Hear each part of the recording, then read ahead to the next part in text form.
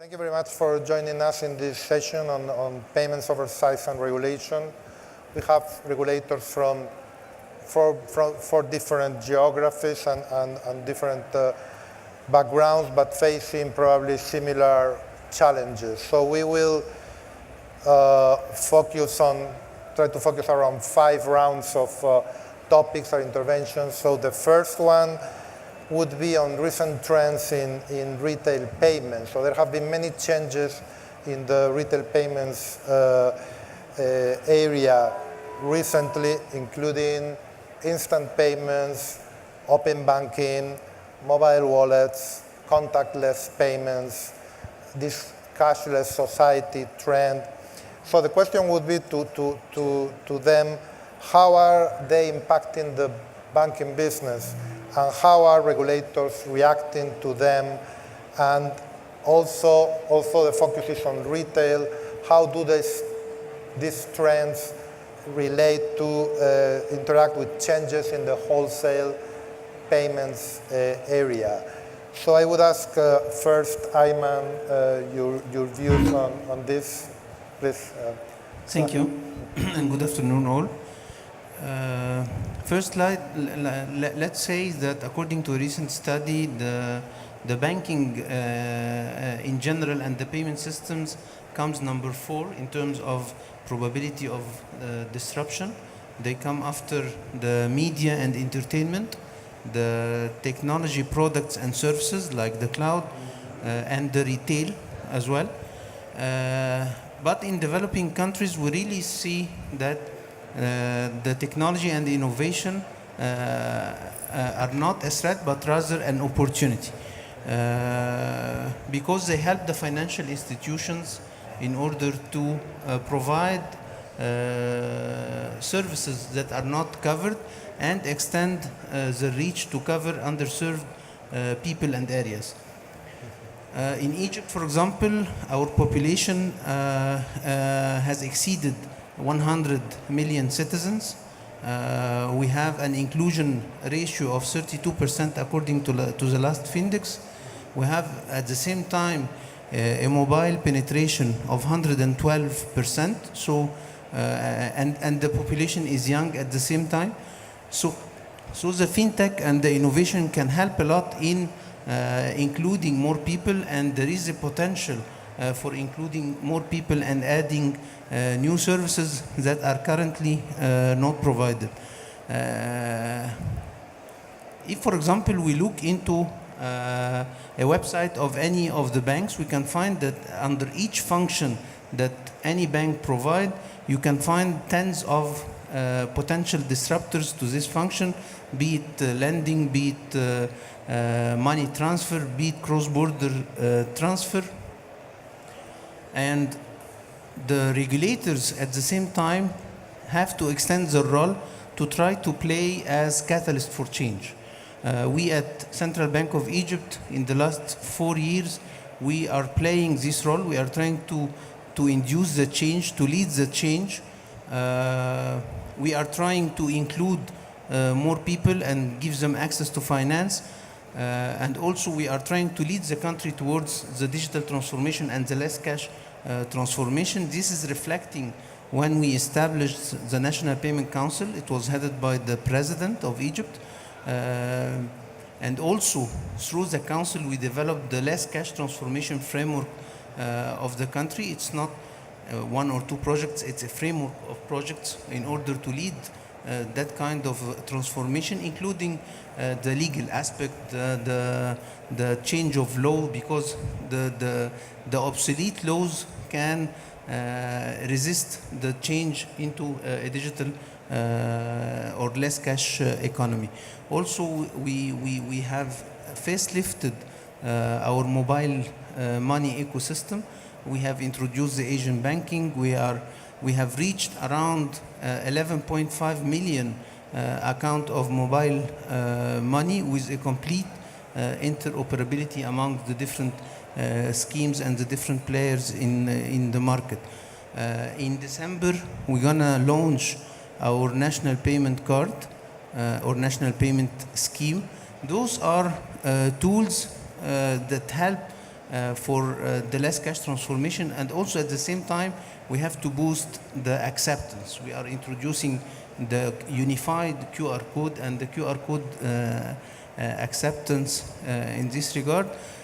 So what I want to say here, that regulators have to go the extra mile. They have to induce the change. They have to be a catalyst of change. For example, through the council, we are trying to promote the country transformation to the digital identity, which is a very important pillar in the transformation. And I think this was reflecting in the different presentations we saw today. eKYC and shared KYC for a frictionless and smooth customer onboarding is also a key. Enriching the ecosystem and introducing new player and doing the agent banking is another important pillar. So I see that each transformation has to be led by such multi-dimension framework. Okay, thank you very much. So Sharon, can you give us please the US perspective on this? Great, thank you very much, Santiago. So while Treasury is not a regulator supervisor like my fellow panelists here, we are a policy shop and help drive policy in this space and payments and generally in fintech at the G20, the IMF, the Financial Stability Board, and the OECD. In terms of the U.S. approach, I think we're continuing to modernize the U.S. financial regulatory system. For example, you might be familiar with the Federal Reserve's recent efforts to improve the speed, reliability, and security of U.S. payments through partnership with the private sector and many of their faster and more secure payments task forces.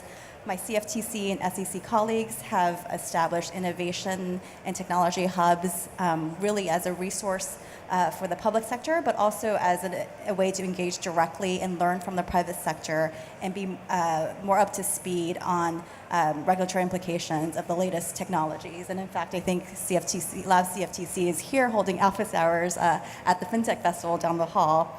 On the Treasury side of things, one of the administration's priorities has been financial regulatory reform, including with respect to fintech.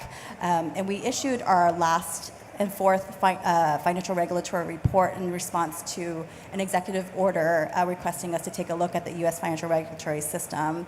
And this report is really about appropriately calibrating regulation to take into account regulation that can better enable growth while continuing to maintain high levels of prudential standards. And our most recent report highlighted this priority in the context of financial technology. Just briefly in terms of recent trends, I think I'd like to highlight really the importance of data. I really see sort of data and the technological advances and how we collect, process, and use data as being foundational to transforming financial services, including how payments can be facilitated. I think the application of technological advances to data is a core driver of innovation. And it's really a building block for so many new types of financial services. But from a regulatory standpoint, I think this actually raises quite complicated questions of issues that historically have been pretty siloed. So, for example, on data ownership, data portability, data privacy, data protection, for example. But I think we kind of have to get this data thing right, really, in order to harness the full potential of innovation in this payment space. But again, complicating the issues, I think privacy rights have historically been a bit dependent on cultural and historical preferences, which will be increasingly complicated as we look into this cross-border space. Okay, thank you. So, Chong, I think from the point of view of innovation, Singapore is a vibrant example, so please give us your perspective. Well, thanks, Santiago. I thought it's useful for us to step back a little when we think of the recent trends and developments in payments innovation or indeed any financial services innovation, to sort of ask ourselves the question, why the excitement or anxiety, and how should regulators respond to this? Because in a way, I think many of you will know that the financial services sector has always been at the vanguard of innovation. So innovation is not a new game for financial entities, nor for regulators. But what I think has radically changed the landscape, which also explained this whole festival event, is of course what the World Economic Forum has described as the technology revolution. The sheer internet and the ubiquity of smart devices, the sharing economy, or what some call the peer economy, and the services that ride around those ecosystems. This has really opened up the boundary of what used to be innovation within a sector to innovation across sectors. So from a regulator standpoint, I think we have to then ask ourselves the question, are the innovations that we are seeing purposeful innovation, what I like to call the PV of innovation?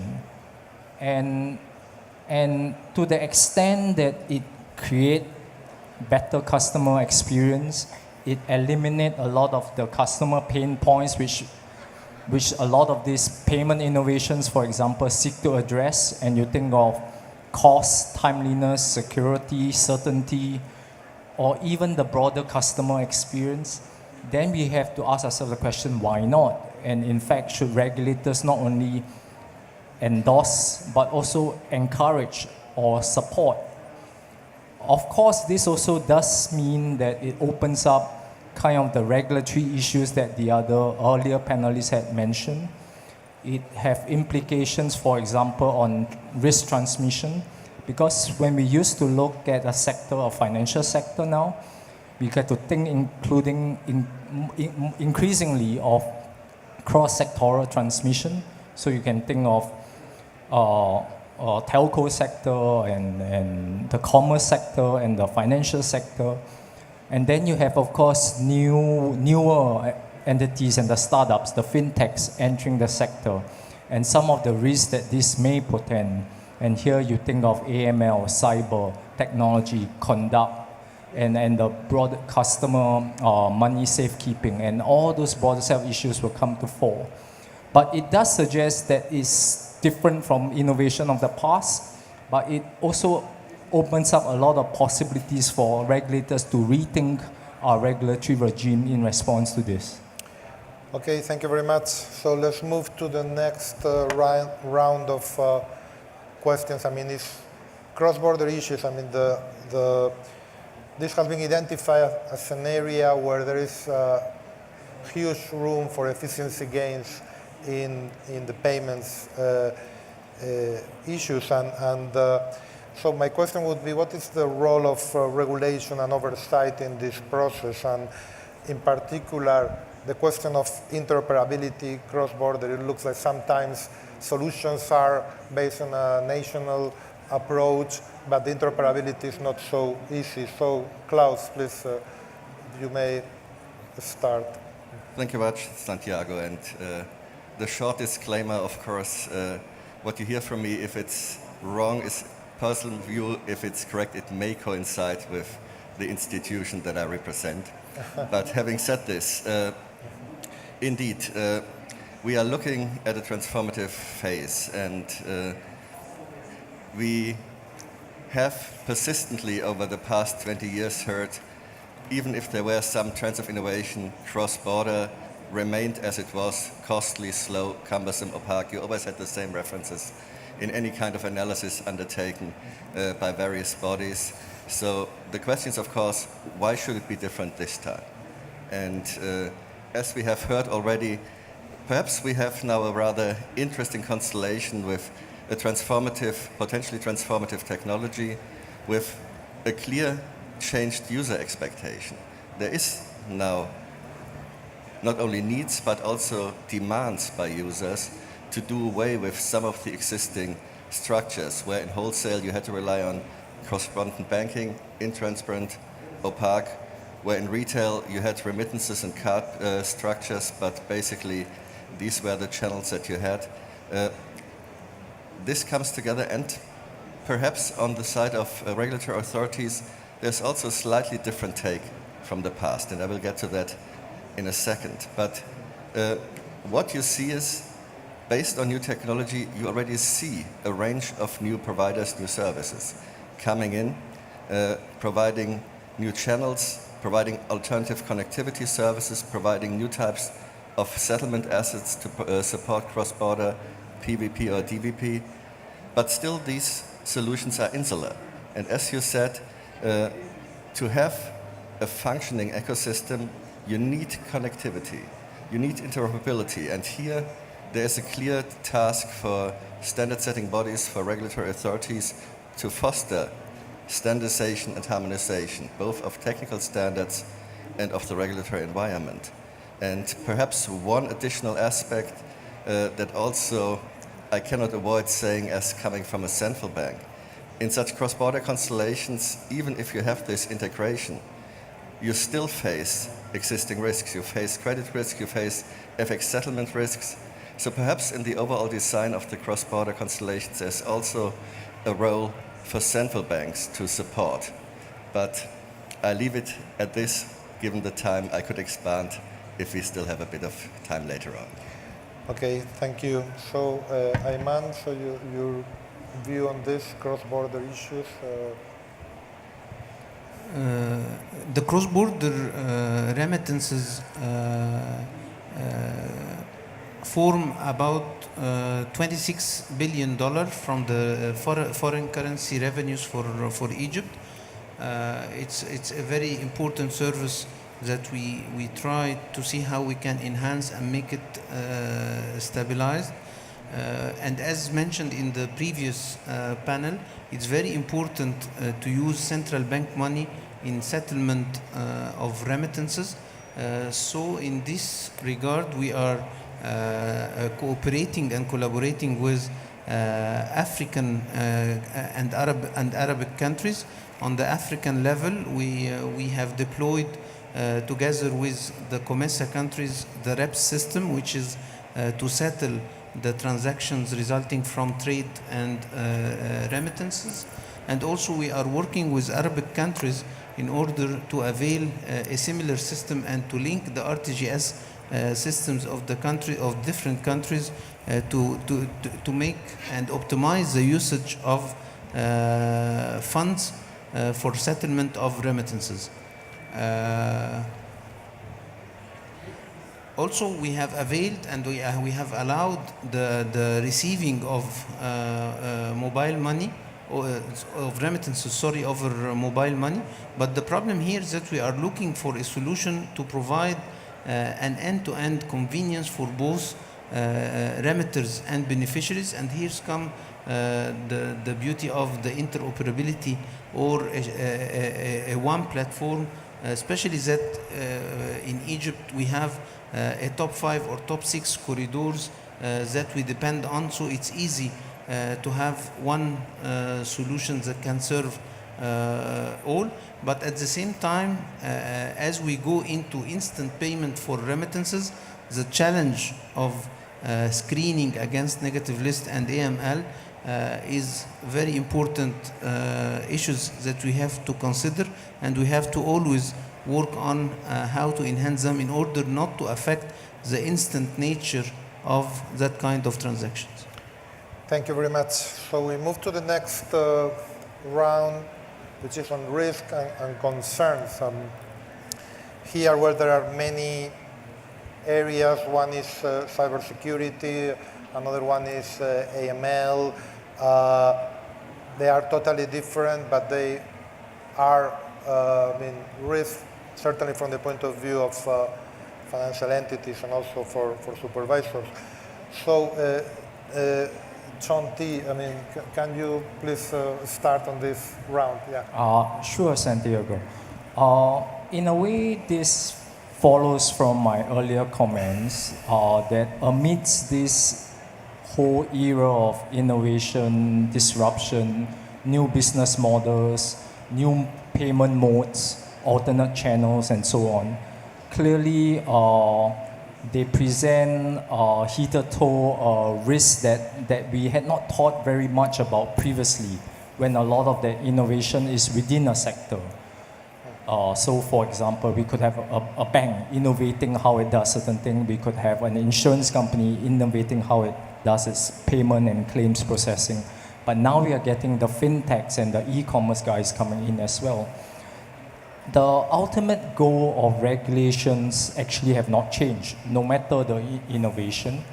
Here you're thinking safety, reliability, customer protection, competition, and in some cases interoperability, and of course AML, tech risk, including cyber risk, operational risk, and the conduct risk around fraud or fraudulent activities. So then the question is, how do regulators cope when it's a fundamentally different business model or one that employ a new technology? And we do it in different ways, clearly. In Singapore, we are one of the first regime, as many of you know, to roll out a regulatory sandbox. That's one way. And the sandbox is really, as you know, a way for us to customize a constrained, defined set of parameters. But within that, there's a much more flexible free play, if you like, for the player with a new business model or a new use of technology to come in, to in a way test bit that new technology in a live environment, albeit in a limited way in terms of impact. As you know, the mantra around the sandbox is you must be able to fail fast, fail safe, and fail cheap. So we set the parameter, and unlike some of the other regulatory sandboxes that I'm aware of, the Singapore sandbox has a process which requires, or have a process where we work actually closely with the guy coming into our sandbox to discuss the parameters, to walk with them to understand what they're testing, how they deal with unintended risks or expected risks, what is that value proposition in that testing, and then to see if it's fit for market, if you like, for a much broader rollout. And that, in that active process for us, allows us, the regulator, to also learn either the business model, the technology, the innovative use of technology. The other point is the one I alluded to earlier. Because the current landscape is one where we are seeing new players outside of conventional or traditional regulated entities coming into various parts of, say, the payments value chain. We have to think deeper then whether our rules should apply to them or not, if they were no longer coming from a bank, insurer, or capital markets licensee. So, as I think many of you may know, we have consulted on a new payment services bill. The idea is to put all payments related activities under a single legislation. It will be, in a way, activity based. There will be 7 activities that will regulate. As long as you do any one of these activities, the regulatory ambit and parameters will apply to you. There are some common risks like AML, or certain aspects of cyber, certain aspects of conduct risk that will apply depending on the activity. So it will be risk calibrated, but at the same time, that modular approach, we think, will allow a commensurate set of rules that doesn't dampen, if you like, innovation the way a one-size-fits-all regulations would work. And that process, we intend to finalize the bill by within a couple of months' time. So you should see it hopefully very soon. Maybe I'll pause there. Okay, thank you very much. So Ayman, from your point of view of a country like Egypt, how you see this risk? From my point of view, that as far as you go into the digital transformation, you have to take care of multi-aspect or multi-risks that you have to work on. Number one is, of course, the cyber security. And in this regard, in Egypt, or as a Central Bank of Egypt, we have done 2 things. First, we are launching our financial search system center, or cybersecurity center that serves the financial sector at large mid next year. This center aims to provide incident handling, vulnerability assessment, penetration testing, and digital forensics for all digital and electronic channels and services provided by the banks. And as mentioned by Mr. Ravi in the morning, people are a very important aspect. So we are trying to graduate more than 100 security experts in 2 years in order to be able to well manage and mitigate the risk associated with such services. Also with digital transformation, you have take care of the consumer protection. We are trying to amend our law to include parts regarding to the consumer protection and have a consumer protection procedures within the central bank as well, and the consumer awareness as well. Also, it's very important that in order to well govern the new players and the new comers to the market, to introduce the regulatory sandbox as mentioned by the distinguished panelists. So we are working on developing our national strategy for fintech that includes the development of a regulatory sandbox that help in providing safe and secure services from the fintech providers. Also, by introducing new players like the MNOs, like the microfinancial institutions, like the payment service providers, there is a need to have a law or act that protect and organize the providing of such services. So we are developing our payment systems and payment services act in order to cater for such requirement. Okay, thank you very much. So we can move next to the question of the ecosystem. I mean, it is clear that we are moving towards a much richer ecosystem with incumbents, with new entrants, with the fintech, big tech, and there are all types of interactions between them, say cooperation, competition, partnership. Here, maybe one of the questions we have from the audience put this in a very nice way, I would say, which is, are fintechs under-regulated or are banks over-regulated? It's a way to put it. So maybe Sharon, can you start this round? Oh, sorry. Sure, thank you. So in the US, of course, we welcome competition, and we believe regulations, to the point of the question from the audience, should be technology neutral, apply similarly to established and incumbents as well as new entrants, and that providers should compete on commercial terms. And in terms, so that's sort of the approach I think we want in regulation, irrespective of a fintech or a bank.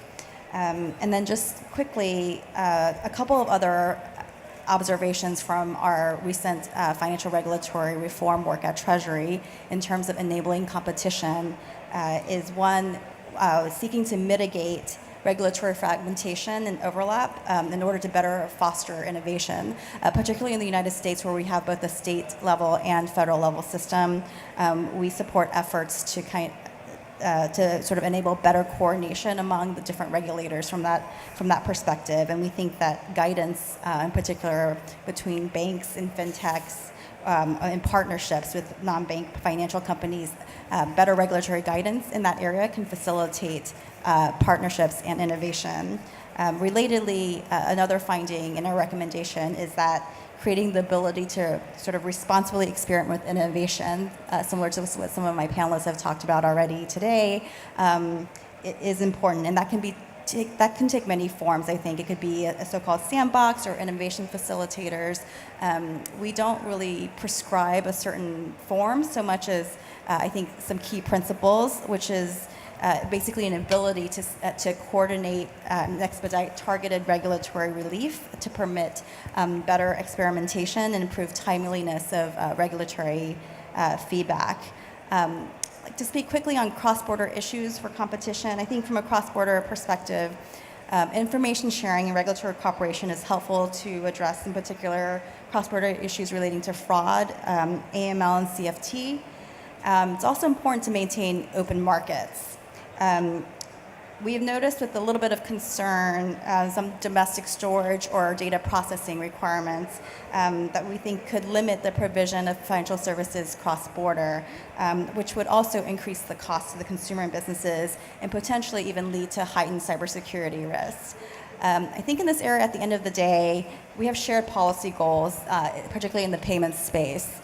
One, expanding the reach of retail payments can promote innovation and economic growth and ultimately deepen financial markets.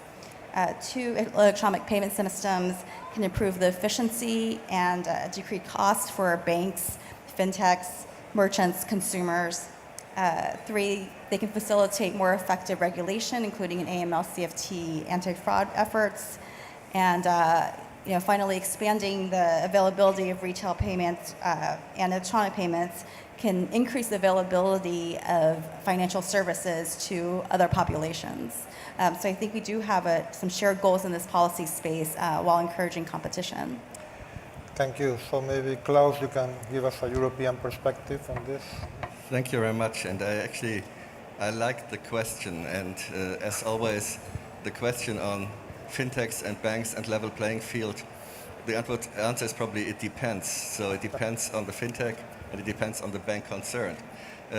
However, there is a lot of reflections around the appropriate degree and the appropriate form of regulation. And in the European Union, you can guess that there are serious considerations if you see references to action plans on a digital economy and on digital innovation.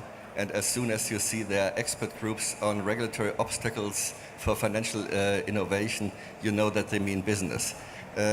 However, the discussions, of course, revolve around how to properly address risks. Regulation is all about mitigating and addressing risks. So in addition to the point that was mentioned by Sharon about the technology neutrality, which is a key point, but probably one which is not so much an issue if you look at existing high-level standards and high-level legislation. They are probably already now technology neutral. It differs if you go down to the level of technical standards. Here you may quite frequently find a prescription of some particular technological solutions, which of course affects the possibility to innovate. Here is a possibility to take a more flexible approach, as is been found already, for example, on the side of the ECB or the Eurosystem in the cyber resilience oversight expectations, to just formulate certain examples which, if met, could lead to compliance with regulation, but if a certain entity does not meet, then they have to explain why they take a different approach. The second element is proportionality, and that is a question about fintechs and banks and also nuances within those. Again, inside the European Union, there is already a framework which could be further built upon. It doesn't make sense on a small fintech to apply the full set of bank regulations, but there is a regime which differentiates between banks, between e-money institutions, between payment service providers, payment institutions, and you could leverage on this approach to proportionality. And the last aspect is a functional approach, not just focusing on entities, but on services. And again, you find examples, for example, on the side of the ECB, the Oversight framework for payment instruments, which follows here. However, there is a consequence, and that is regulators and overseers need to adapt.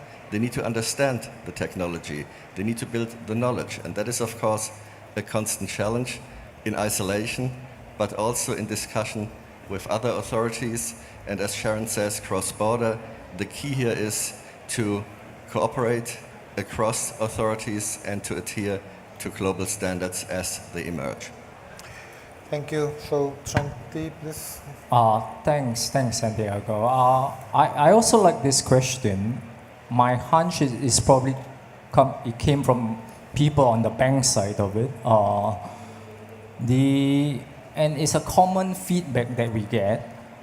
So my response to this would be under-regulated or over-regulated to do what?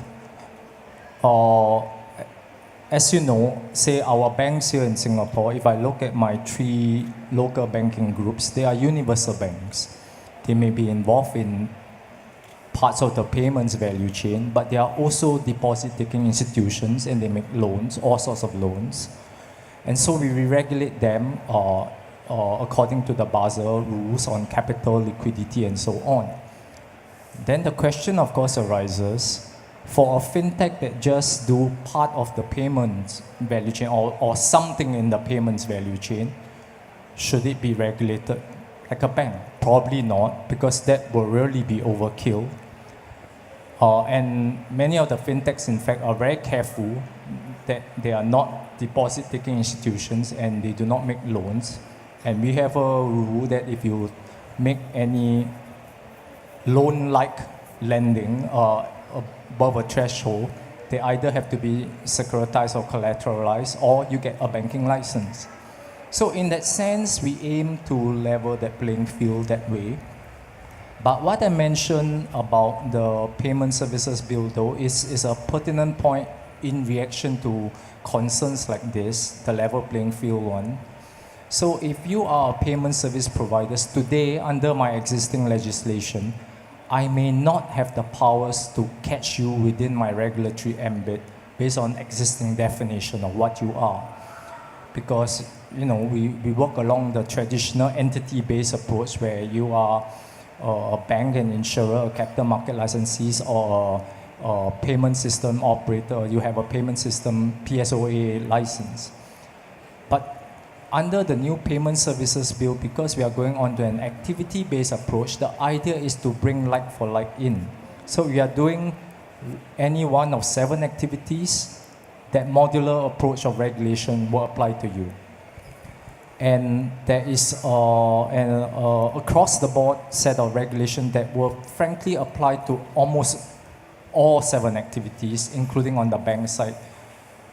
And these are on AML that I mentioned, on tech risk, cyber security that I mentioned as well.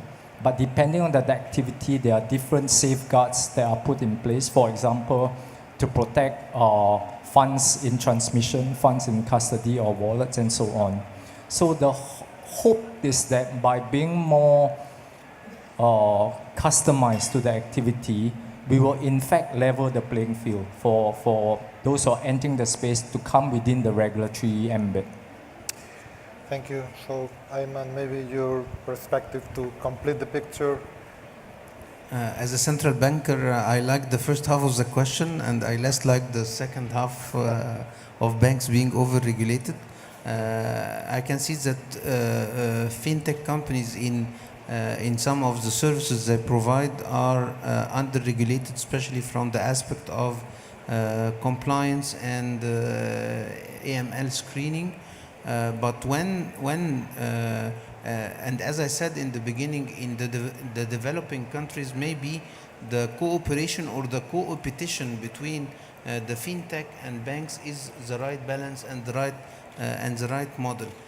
Because there are too many functional gaps that the fintech companies can help banks in achieving these or covering these gaps. And a great model for this is the mobile money, where the mobile network operators cooperate with commercial banks in providing the KYC and the cash in and cash out services for the mobile money customers.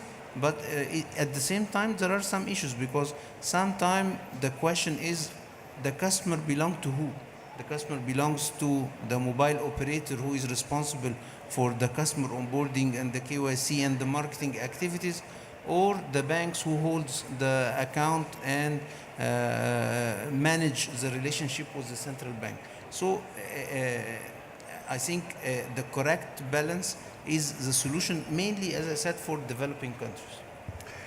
Okay, thank you. So we move to the last round. We have a few minutes left, but the last round is an issue that is very much, I mean, it's not an issue one, it's cryptocurrencies, crypto assets. How should regulators deal with them? And also related to this, other variants like digital settlement tokens, stable coins, I mean, all these new animals that are mushrooming, and also the possible role of central banks here, the debate on central bank digital currencies. Should central banks issue digital currencies or not? What modality, token-based, account-based, or should they limit themselves to the wholesale payments area? So complicated topics, we have a few minutes, but Sharon, would you please lead? Sure, thank you. I'll be quick. I think we should encourage innovation that develops distributed ledger technology. It really helps increase access and efficiency. With respect to crypto assets, I think we've been clear in our messaging, particularly internationally. So at the G20, I think folks have coalesced around 4 principles. One is, of course, promoting and supporting innovation. The second is being aware and concerned about the illicit financing implications, of crypto assets, and supporting FATF's regulatory standards in this regard. The third is there's some concern about investor protection and encourage domestic jurisdictions to monitor that. And then fourth is at the Financial Stability Board, we're currently monitoring whether or not there is a financial stability risk. Currently, we don't think there is vis-a-vis crypto assets, just based on the size, but it's an area that we're going to continue to monitor. And finally, in the G20, I think we've made clear that the view, at least currently, is that crypto assets do not have the characteristics of sovereign currency. Domestically in the United States, Treasury, through the coordination of our FSOC process, is in the process, actually, of forming an interagency regulatory working group to address crypto assets on a holistic view amongst all of our regulators. And when that work is complete, I'll have more to share on that. Thank you. So, Klaus, please. Yes, and of course it's a topic on which we could go on for the rest of the day. But Sharon already very nicely framed the discussion around crypto assets and all their failings and shortcomings. And indeed, if they are perceived as an investment vehicle or as a speculative instrument, then they should be treated as such. And there is already ample regulatory frameworks for these kind of particular emanations. But what we are looking at is the usage as an alternative means of payment. And here one has to remind, for a means of payment to work, you need to have trust in it. It needs to have low risk and low volatility. And all these characteristics, of course, are not met, at least by the current emanation of crypto assets. So to look at alternatives, you need to look at variants which have a higher probability to actually achieve this. These are emanations which are issued by authorized issuers and which are denominated in a sovereign currency. And ultimately, what we are looking at is here to see how can we enhance payments in an area where the ideal solution is settlement in central bank money. However, central bank money currently cannot be accessed by everybody. It has certain limitations in terms of accessibility, in terms of opening hours of central bank systems. There may be issues about interoperability of the existing central bank systems. So that's why alternatives are being explored. One possibility would, of course, be for a central bank itself to support digital innovation, settlement on new digitized platforms, DLTs, for which one could consider the issuance of digital tokens. A central bank needs to take an informed decision on whether they wish to do so. That is very dependent on constellations which are domestic, on particular parameters. Is there already an efficient ecosystem? Are there sufficiently workable channels for payments? Are there parameters in terms of declining cash usage and so on?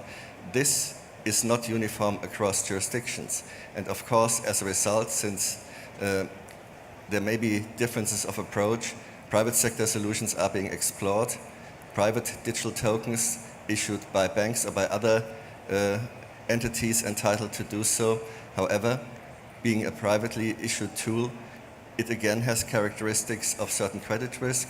In the FX domain, FX settlement risk. So you may wish to see how you can get closer to the characteristics of central bank money, for example, by backing such a private token by central bank funds. However, in all of this, there are trade-offs, and there are trade-offs in particular to already existing and potentially improved channels in the payment ecosystem. Upgrades of RTGS systems, the advent of instant payments, which we mentioned earlier, which may impact on the demand. Ultimately, it's a question on which are the most appropriate payment channels in a particular jurisdiction and also cross-border, and how many alternatives can the ecosystem support. These are very challenging questions, and questions which will keep both the industry and the central bank community probably with some headaches for some time to come. Thank you very much. No, you're certainly very good questions, and you provided some of the answers, not all of them, but I think quite a number of them. And yes, I mean, all these issues, I mean, whether DLT, for instance, can improve present wholesale payments, or whether there are efficiency gains there, or whether in the future this can develop as an alternative to current RTGS systems. And this is a very important question. I see that you didn't really take the issue of central bank digital currencies directly, but we don't have time for that. So I don't know if you want to have a final intervention, say half a minute each of you, and then we close the panel. So Sharon, maybe we can go this way. Yeah. Sure, thank you. I guess three quick things. One, the importance of data. I mentioned this earlier. I think, again, it's key to innovation in many respects. Two, the importance of cross-border regulatory cooperation and information sharing, particularly in new areas like fintech, where we have a lot to learn from each other. And then three, the importance of engagement with the private sector, with the regulators, to better adapt the regulatory framework. So, Chanti? Thanks. I fully agree with Sharon there. I think those are sort of some of the key issues. My own hunch is when we look ahead, possibly this time next year as well, we could probably spend a bit of time also thinking about how regulators should think of addressing a lot of the cross-border pain points when it comes to payments and settlement, and the point that Klaus and others have also alluded to. And my own view is there's something around the use of DLT, distributed ledger technology, to help fix some of that. And meanwhile, just a reminder of something I said earlier, amidst all the excitement, even anxiety over innovation, the core of what regulators seek to do have not changed at all, right? Safety, soundness, efficiency, reliability, trust, confidence, and all those are not changed. Thank you. So, Klaus? I can be even shorter because I fully agree with my two predecessors. Perhaps the two things which strike me is, first, there's a very delicate balance here between, as you said, safety and efficiency, promoting innovation at the same time adequately mitigating risk for the financial system. And the second point, which I also find key here, as you say, digital innovation transcends border by the very nature. So there is an even higher need to look at this from a global perspective and try to come up with consistent global solutions. Okay, so Ayman. First, it's important to differentiate between the cryptocurrency and the underlying technology, which is the blockchain. Second, for central bank digital money, we are still doing the different studies required in this regard. Still, I don't have a mature view to share. And also for the innovation perspective, my message always to my fellow bankers is they need to innovate or they will die, or they have to transform before the storm.